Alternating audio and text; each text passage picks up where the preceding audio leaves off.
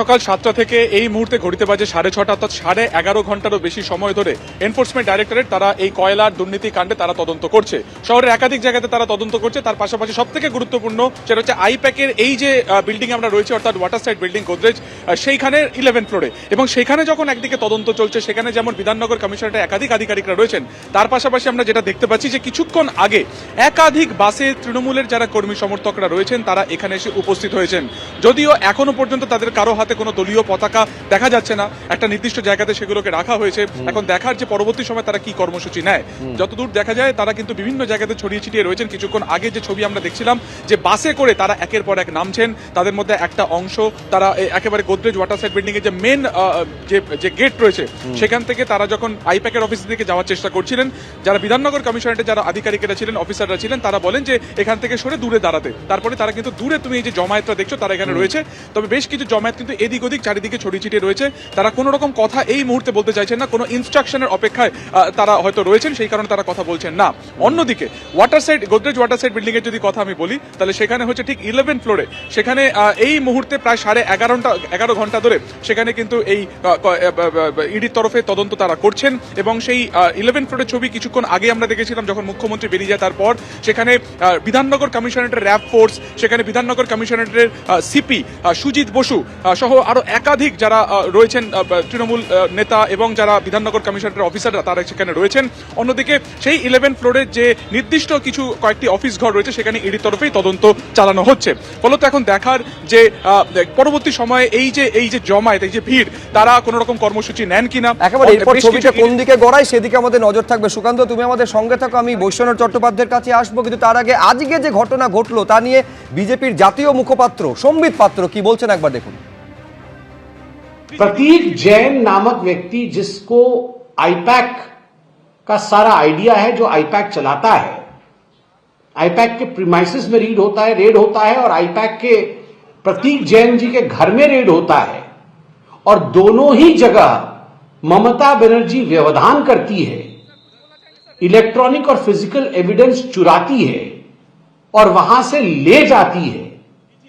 बंगाल की पुलिस का इस्तेमाल करती है, प्रयोग करती है अपने मनसा को अंजाम देने के लिए।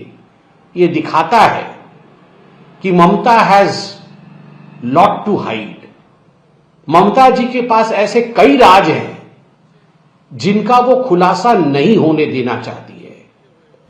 यह अपने आप में मुझे लगता है बहुत ही शर्मनाक और बहुत ही दुखद विषय है। ইতিমধ্যে মুখ্যমন্ত্রী ঘোষণা করেছেন যে বিকেল 4টের পর ব্লকে ব্লকে বিভিন্ন জায়গায় তৃণমূল কংগ্রেস প্রতিবাদে নামবে। সেই ছবি দেখা যাচ্ছে, দু জায়গার ছবি, মানিকতলা এবং বউবাজারে বিক্ষোভ প্রদর্শন করা হচ্ছে। দুই প্রতিনিধি রয়েছেন, কৃষ্ণেন্দু অধিকারী এবং সৌমিত্র রায়। শুরুতে চলে যাব কৃষ্ণেন্দুর কাছে। দেখো, আজকে যে নাটকীয় পরিস্থিতি, নজিরবিহীন সংঘাত, এবং তারই জেরে আজকে তৃণমূল কংগ্রেস রাস্তায় নেমেছেন। মানিকতলা এবং দীনেন্দ্র স্ট্রিটের সংযোগস্থল থেকে এই মিছিল তৃণমূল কংগ্রেসের তরফ থেকে হচ্ছে। কুণাল ঘোষ আছেন, অয়ন চক্রবর্তী কাউন্সিলর আছেন এবং প্রচুর তৃণমূলের কর্মী সমর্থক আছেন। যে পোস্টার কুণাল ঘোষের হাতে আছে সেটা দেখতে পাচ্ছি আমরা, ইডি সিবিআই এর কালো হাত ভেঙে দাও, গুড়িয়ে দাও। আপনি বলছেন ইডি সিবিআই এর কালো হাত ভেঙে দাও, গুড়িয়ে দাও, কিন্তু ইডির তরফ থেকে দাবি করা হচ্ছে যে এই মামলায় কোনো স্টে নেই। তারপরেও সমস্ত রকম ভাবে চেষ্টা করেও যখন এরা বুঝে গেছে বিজেপি হারতে চলেছে, তখন নির্বাচন কমিশনকে ব্যবহার করে তারা এখানে ভোট চুরি করার চেষ্টা করেছিল এই এসআইআর এর নামে। সেই ভোট চুরি যখন তৃণমূল আটকে দিচ্ছে তখন তথ্য চুরি করতে নামিয়েছে, তথ্য চুরি। ফলে আমরা সেই জায়গায় ভোটের মুখে আমাদের প্রচারের সহায়ক সংস্থা, তাদের কাছে আমাদের প্রচারের নানা ইনপুট, প্রচারের নানা পরিকল্পনা, প্রচারের নানা ইডি রেডের প্রতিবাদে রাজ্য জুড়ে মুখ্যমন্ত্রীর নির্দেশে পথে নেমেছে তৃণমূল কংগ্রেস। আমি এই মুহূর্তে সল্টলেকের ছবিটা জানবো, ঐশী মুখোপাধ্যায় আমাদের প্রতিনিধি রয়েছেন সরাসরি।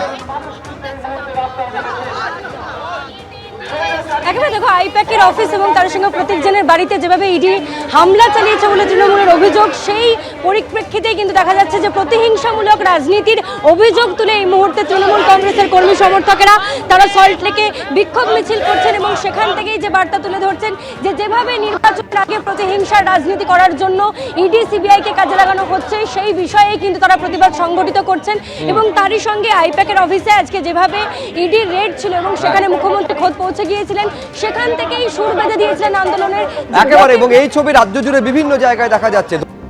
ইডির বিরুদ্ধে যখন অভিযোগ করছেন মমতা বন্দ্যোপাধ্যায়, পাল্টা বিবৃতি ইডির তরফে জারি করা হয়েছে, যেখানে বলা হয়েছে শান্তিপূর্ণ এবং পেশাদারি কায়দায় তল্লাশি চালানো হচ্ছিল।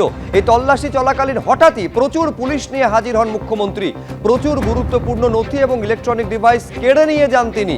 আইপ্যাকের কর্ণধারের বাড়ি থেকে সল্টলেকে আইপ্যাকের অফিসে ঢোকেন মমতা বন্দ্যোপাধ্যায়।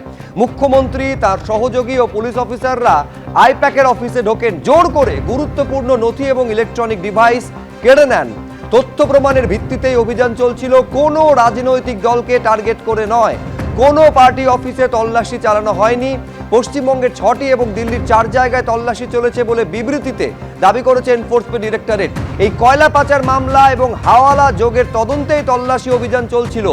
10 কোটি টাকা লেনদেনের সূত্রে আইপ্যাক কর্ণধারের বাড়ি এবং অফিসে তল্লাশি চালানো হয়েছে।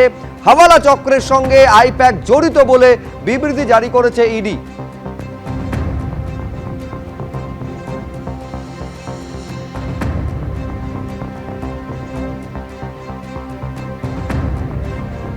এবিপি আনন্দ, এগিয়ে থাকে, এগিয়ে রাখে।